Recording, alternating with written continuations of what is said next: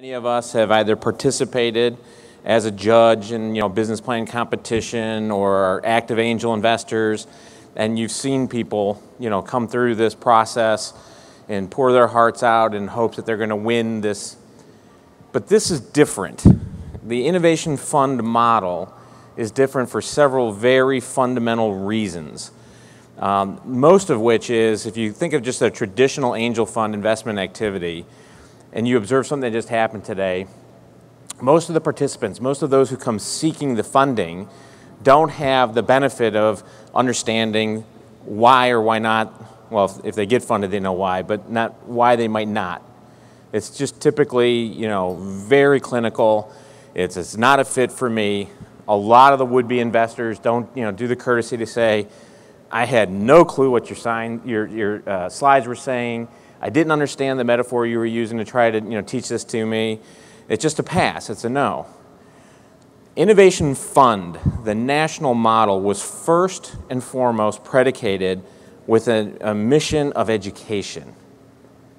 It's one of the fundamental reasons why the IRS gave us a private letter ruling to call it charitable activity, because it focuses on education first and foremost. As a matter of fact, for the companies that will be fortunate enough to receive funding from the fund, as a condition of that funding, they will have to offer student internships. So students at Long Beach City College will be exposed to what this startup entrepreneurial ecosystem looks like, feels like. They'll get that experiential-based learning. I'm sure a few of you have heard that buzzword in education reform right now, experiential, flipped classroom. That's a big component of what we're trying to do here, because for so many, that's the confidence that they need for them to get to a point where they take the plunge themselves. It really was for me. I mentioned earlier today that I came from those ancient times when we programmed computers that were as large as refrigerators. And you know what? I hated it. Hated my life. I'm just too obnoxious to be a programmer, or just too gregarious, if you want to call it that. So with 1 year on the job, I quit that job without another job to go to, but I was lucky because I took a job with an entrepreneur. A guy that barely graduated high school, by his own admission, in a little nondescript industrial parkway. But what I learned there in the span of 3 years working there is that anyone with the right mindset and understanding and approach can be successful, entrepreneurially speaking. And that learning experience was so fundamental to what the rest of my life, informed, and what it did and what I've done with that we baked it into the concept of Innovation Fund, SoCal. So, I was making a joke with the panel that's coming up next. What we're going to do is we're going to transition to 3 portfolio companies from the first round. And the joke that I made with them is that backstage they're all, and you can already see the swagger as they walk on out. Once you've gone through the process and you've gotten the yes that you're hoping for, the pressure is off. And I said if there was a before and after photo op we could have done, it would have been cute to have this group standing next to or sitting next to the folks that just presented. It's important for you to see the embodiment in your community of what this activity brings forth. And that's a big reason why we wanted to bring these folks out now and let them speak, let you hear from them in their own words what they went through, what it's meant for them to go through the program, where they are now, in that process of growing their companies, and what it means to the community of Long Beach Community College. As it is late in the day for me, and my eyes are straining, I'm going to ask each one of them to introduce themselves. And we're going to start from here, although I know Tim because he's the master of all this. By the way, Tim has been the guy with the Secret Service earpiece all day, and he's also functioning as a mentor, EIR, all-around important person in the program. So I'm going to grill him later at the end of the panel. But why don't we start, ladies first? Hi, my name is Kristen Anderson, and my business partner, Brian Abercrombie, and I represent a company called Engine Fitness. And last year, Engine Fitness was awarded the $25,000 grant after going through this process. And from there, we were able to take our $25,000 and create a manufacturable prototype for a portable fitness device that we had brought to this whole process.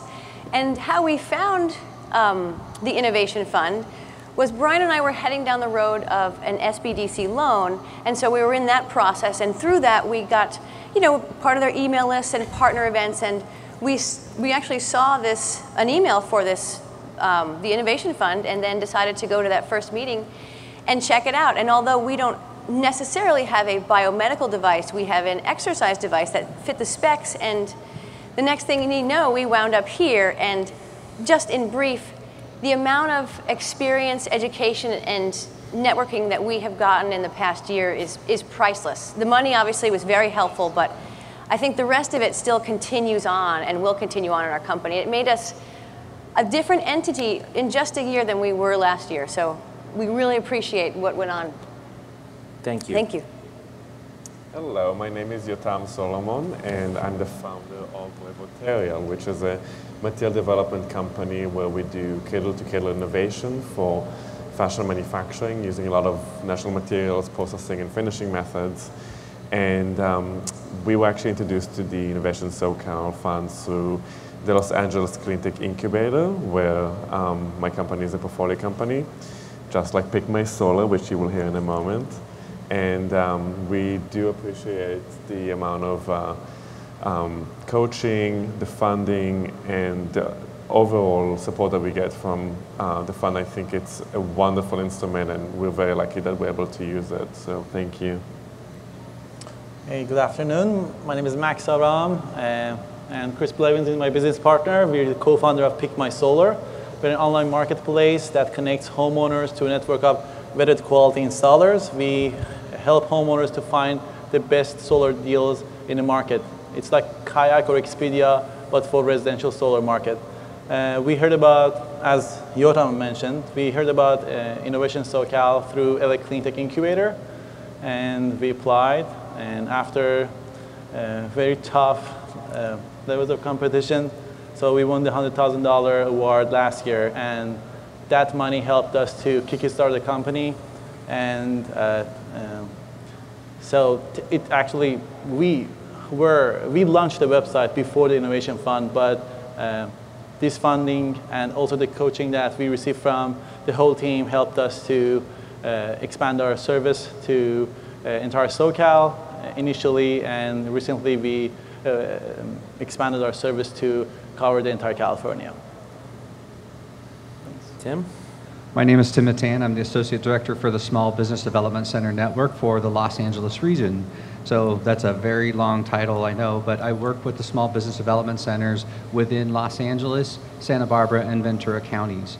The SBDC has taken on the programmatic component of the Innovation Fund, so therefore after they are awarded, then we work with these companies to ensure that they become solid companies, and we help them work through any issues that they may have. So over the last year, they have had regular meetings with, there are three of us in particular, so George Winston and Dax Stevens, who are on the judging panel.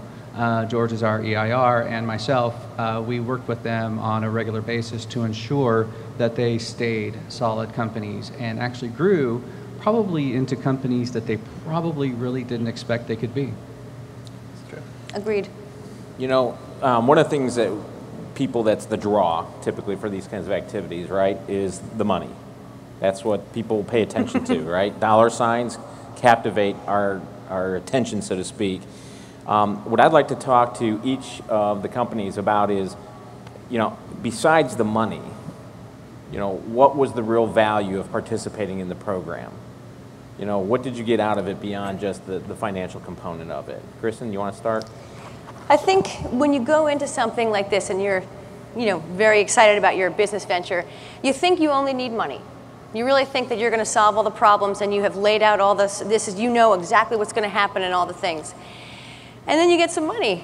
And first you're like, oh, I don't want to misspend the money because I've done that, and et cetera. And with the money, you have a finite amount, and you want to, so next thing you need is advice and mentoring. And I think $25,000 isn't a lot of money it's not a small amount of money either. But what we did with our $25,000 versus what we might have done because of the advisory aspect and because of the context and the networking, we didn't make the kind of mistakes we might have made. So we didn't make the mistakes with the $25,000, but we also made really long-term connections and just stuff that we wouldn't understand. Like, it takes a lot longer and it's different than you ever think. That you're never going to know what's coming at you. But when you have a panel of advisors that will give you yeses and nos and advice on whether to take the next step or not, you feel less responsible for your next mistake, if you're going to have one, and you feel more confident about taking a risk.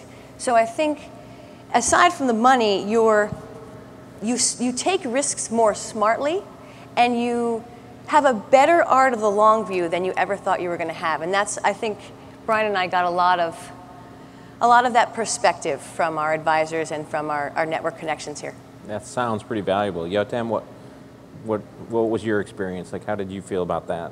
I couldn't agree more, and I feel that it's not just about the mentorship, but for me it was that I actually ended up finding 2 new collaborations because we are a research and development firm just through doing the panels. So I ended up meeting professionals that directed us to companies that now we're partnering up with.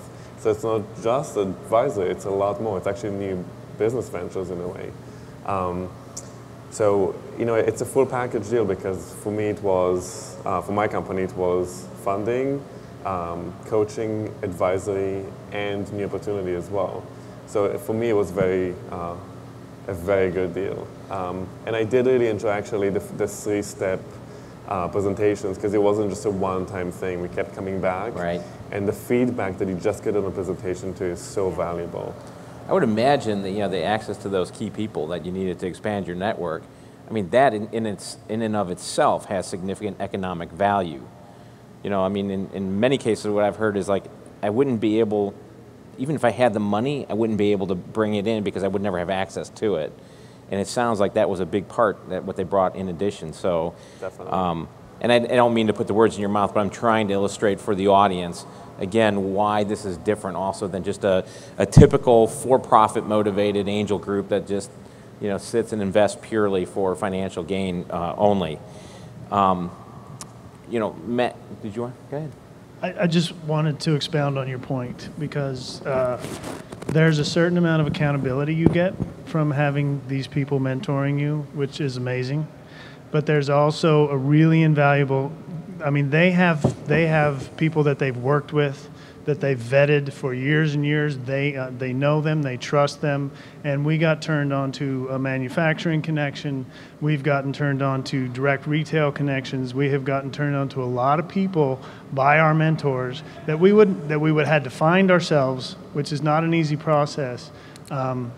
Vet them, meet them, figure out if we can utilize their services or not. And we got to skip a lot of steps because of the mentoring that we got. And it's ongoing. It doesn't stop. I mean, this is something that these guys are going to stick with us down the long road. So it's pretty cool. Thanks for sharing that, Brian. I remember I was facilitating a conversation like this in Kansas City. It was a large conference, and I actually, in real time, had an epiphany on the stage, hearing people like yourself speaking.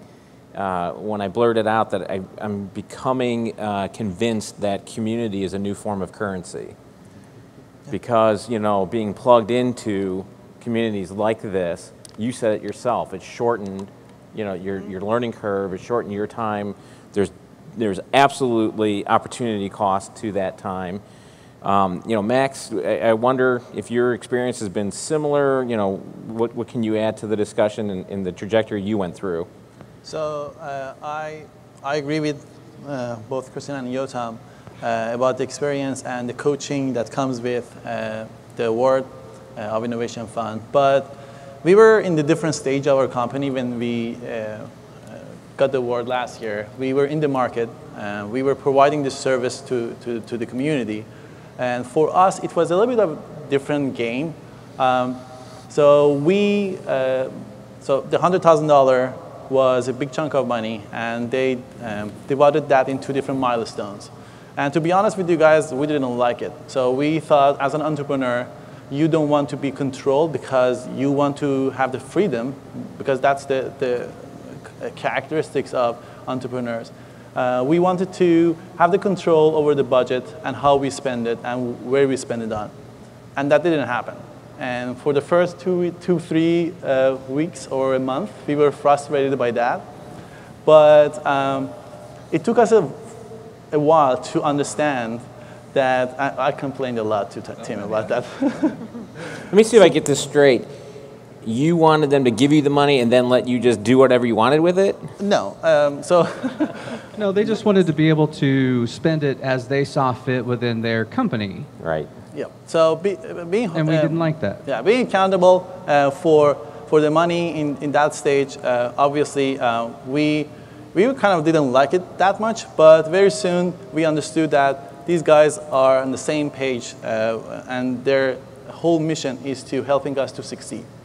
And after that, looking back to the milestones that we put, having the commitment to those milestones helped us to push the team to hit the milestones, because we wanted that next chunk of money to spend in the company.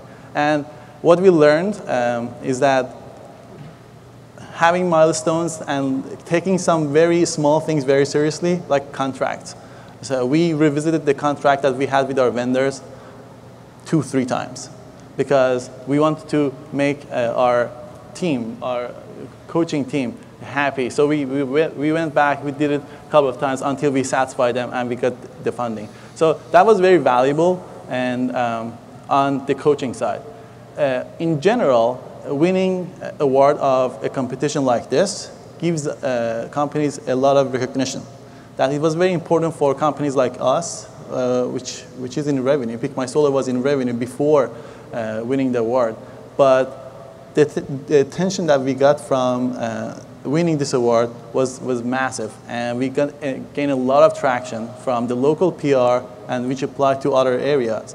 And on top of that, it helped us to close our first angel round. When you go to angels, when you tell them that, hey, we just got $100,000 without giving any equity, that's very attractive. Social proof. What's that? I have social proof now. Yes. And you know, I wonder, Chris, you know, you were part of that, you were living that too. You know, did you want to add like what that was like going through at the time? Yeah, I'll add just a short bit there. I remember there was one part that we were really struggling. It was kind of early when we first started working with them, and we started getting to a point where we were more running the business than building the business. And we really struggled at a point. They kind of helped us with their mentoring, their coaching, to help us step back, figure out how to hire the right people, bring them on board, and kind of restructure our focus. And it really helped us out a lot to keep moving forward and build the business and not just start running it day to day. The book that Tim recommended us, E-Myth. The E-Myth Revisited. Yeah, E-Myth Revisited. And so Chris and I, at the time, we had to drive a lot around SoCal to meet the vendors in person. So we had this book playing, this ebook playing the whole time that we were driving around, and it helped us a lot to change our mindset that as founders of the company, we need to engage more people in the team, which we end up hiring more people. We were 2 of us when we won the Innovation Fund. Now we're 7 full-time employees, and we have 3 interns working for us. So finding the best team and delegating the task and freeing our time and attention to build the business is very important, and we owe that to you, Tim. You know, I think if I had, let's say a quarter, I won't say a dime, but a quarter for every entrepreneur I've spoken to that has given credit to Michael Gerber's E-Myth, I think I'd have a lot of quarters. I would be as rich as Michael Gerber. Yes. So, Tim, you're the shepherd of the flock, so to speak. You know, what were some of the challenges? Now, keeping in mind, and people, I got to say this because, you know, I'm the obnoxious a-hole from out of the area, so I can say things that other people that live here don't want to say. But this is still, you know, a working prototype. This is a living, evolving thing, Innovation Fund.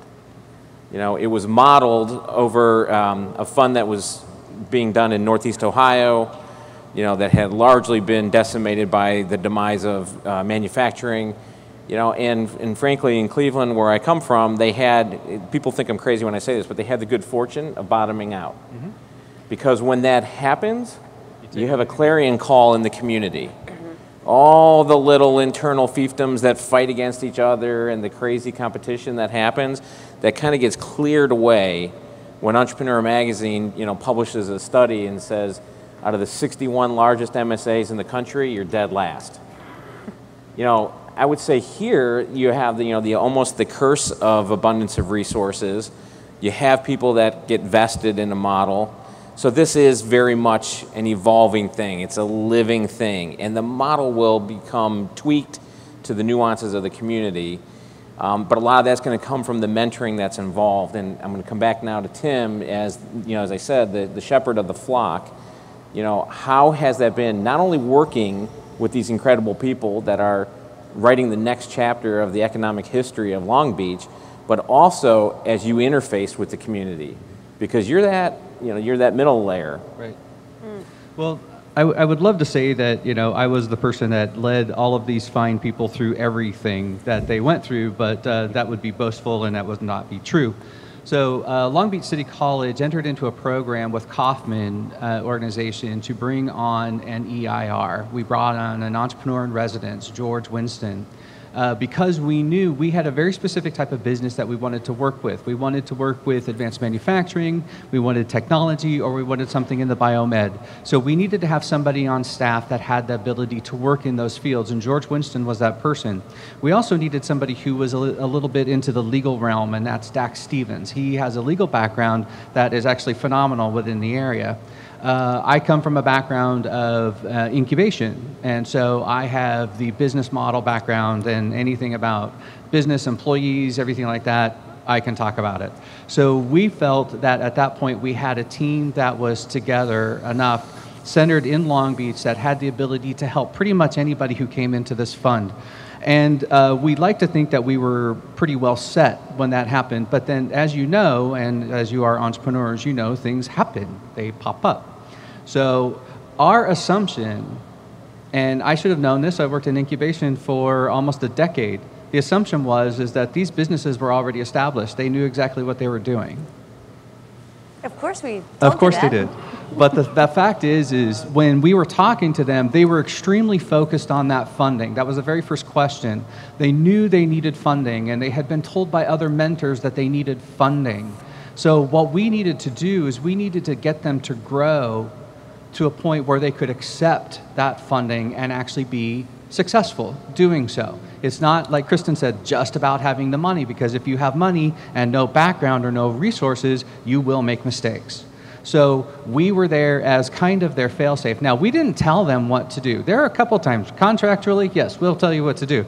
But most of the times, we're going to say, this is what we think you need to do, or this is a person you should go see, or this is one of our contacts, maybe you should go look into them. It's a should, not a have to.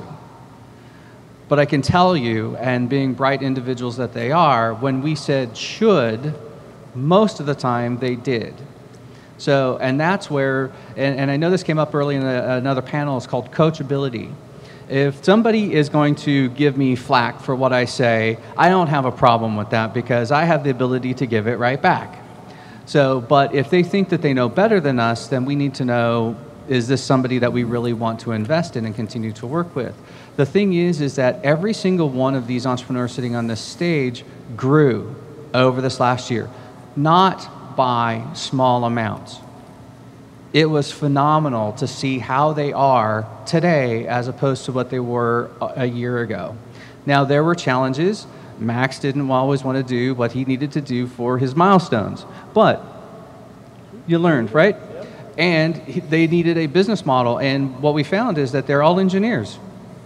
So I love engineers and I love creative people, but they have a tendency to have a one-track mind. So we need to get them to broaden, take a bigger look at the big scope. So with Yotam, we actually ran into a few issues that we we would never have anticipated as we came down the road, because he's actually working with a material that doesn't really exist yet, and they're trying to create it, and we're working with some other educational institutions in order to get it developed, and then there's a little more funding, and then there's a few other legal things, and more funding, and other legal things, and so we have to continue to jump hurdles. So we have to change what we do in order to help them.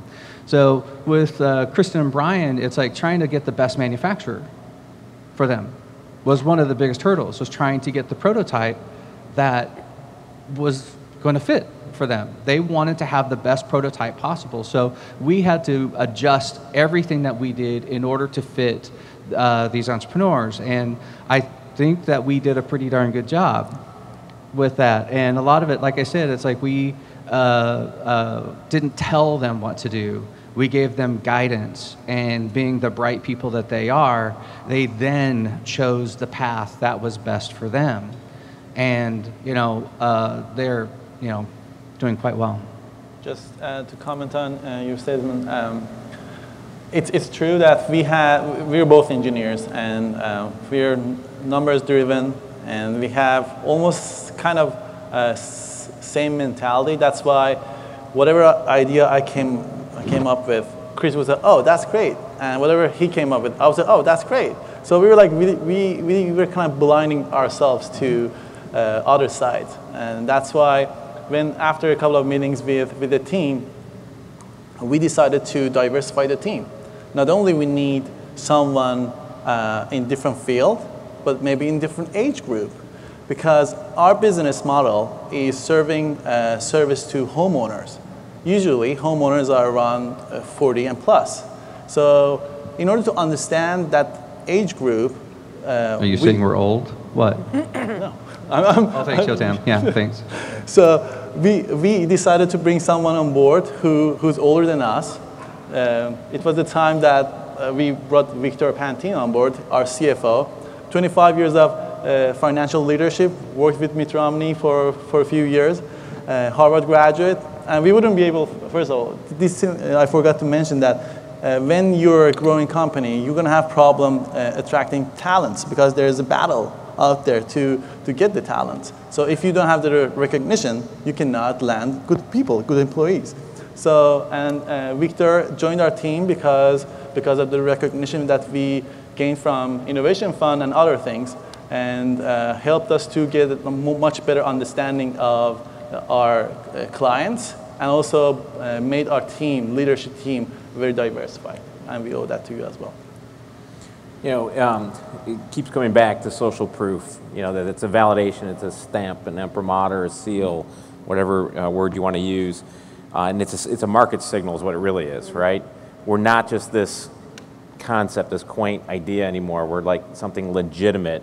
Somebody has blessed us and said, this has the potential to go off and do something. Taking from the model, the original model in Northeast Ohio, actually in my own background prior to Kauffman, where I was in economic development, I helped start what is now IFA, so many, many years ago. And at least in Northeast Ohio, what it has become, the version of IF there, it's a feeder system to all of the for-profit. So the for-profit, folks now look for the graduates coming out of Innovation Fund, there it's called GLIDE. I'm wondering, are you approached now? Do you see this when you're in social circles? Is it something like you almost want to put on your business card now that, I'm a IF SoCal company? Has the formal investment community come out to embrace you yet? I think that, as far as our experience, I don't know that we've had that formality, but the cachet that you get and the recognition that you get from mentioning IF SoCal, and then because it is newer, sort of explaining, I always use the Lorain, Ohio model actually, and explaining where it came from and who's involved, like Kauffman and Goldman Sachs. Then you get that exact thing, like, wow, why don't you guys do this or meet that? And you get all that you would expect from the cachet of the recognition. Right now, we've had to explain what IF SoCal is, but as soon as we do, it's completely understood. For whatever it's worth, some of the companies that were in those first few flights, you know, now they are like the rock stars in Northeast Ohio because, you know, yeah, it didn't have the recognition yet. So they feel like there's a little chip on their shoulder for that, like, you know, we were pioneers. I remind them with great haste and pleasure that, yeah, I feel sorry for you getting money in the mentoring and being put on this, you know, treadmill, so to speak. But it is kind of the cool kids club if you were in the, you know, the class of single digits, so portfolio companies. You know, I think I'm seeing a hint of recognition in Tim, so I think we might be, do we still have time to go, or? Is it the results time? We're done? They're done. Well, I don't want to end it that abruptly. I want to give them one moment to set up and do whatever magic they have to do in production. So I want to give Are you sure you want to give Max more time on the mic? I'm going to say short. Okay. And I'm going to leave it to the three in the front. No offense, Brian and Chris. But just, you know, as you look to the future, in your own words, this is not a setup. I'm not trying to get you to say something specific. Just where do you see yourself with this endeavor now that you've had this connection to, you know, Innovate SoCal 3-5 years from now? What's your dream envisioned? I think for Brian and I, in 3 to 5 years from now, we will have a few facilities operating, and we'll have probably 3 to 5 products that have taken hold in the market, and then we'll be sitting in a position of, okay, now that we've fully realized that, what do we do next? Cool. Yotam? So for us, we're currently working on 3 different materials with one premier technology. The goal is to actually validate all of them and proceed into licensing operations with large-scale manufacturers. We also have existing contracts with brands, so possibly get more brands involved.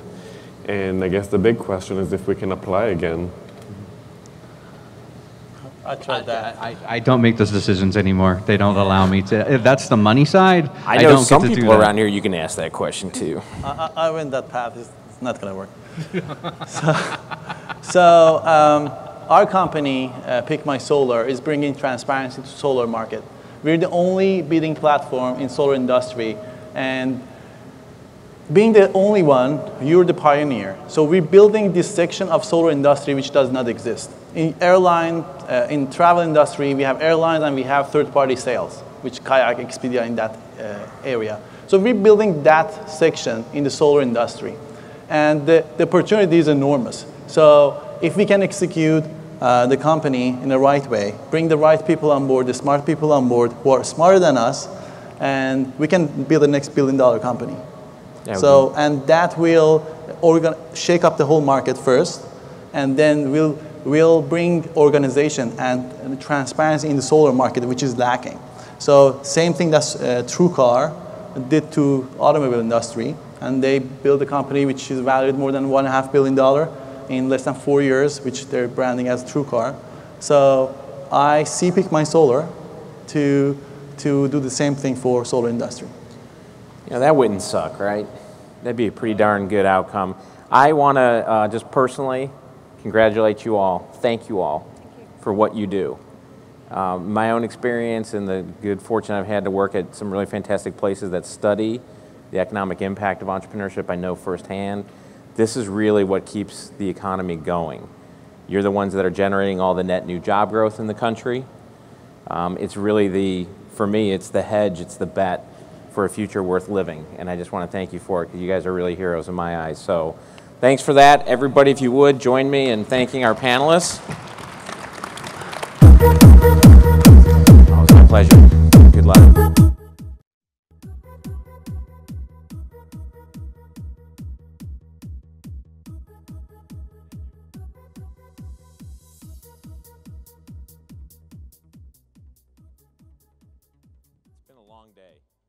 Good day. Most good days that take a lot of energy are usually worth doing, and I think today is definitely one of those days that was really worth doing. And I feel particularly fortunate that we had this final panel, because we're getting ready to announce something very exciting, and that'll be the next cohort of companies, of entrepreneurs that are going to join the ranks of those that you just saw. And that's, again, been the magic. That's a multiplier effect that we've seen in other parts of the country. With every class that comes through, we add to the ranks, and it's not just simple mathematics of 1 + 1 + 1. Because of networks, connections, leverage points, these are force multipliers that start growing exponentially. So I don't actually have the good fortune. Sheni Weber gets to come up and tell you who the lucky souls are.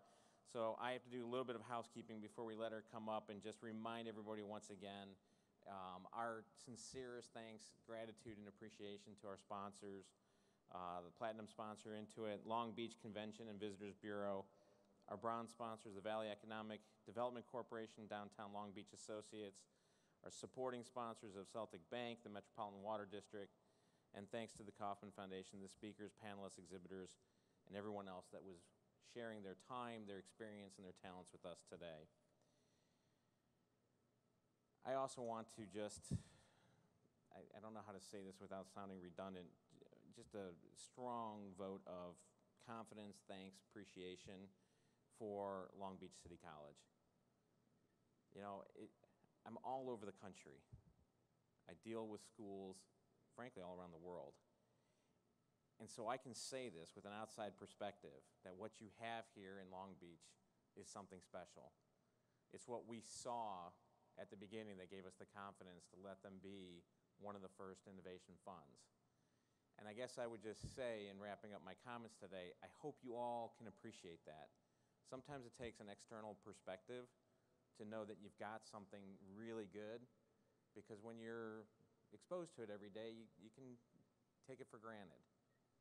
You've got something special here. I encourage you all to support it and nurture it.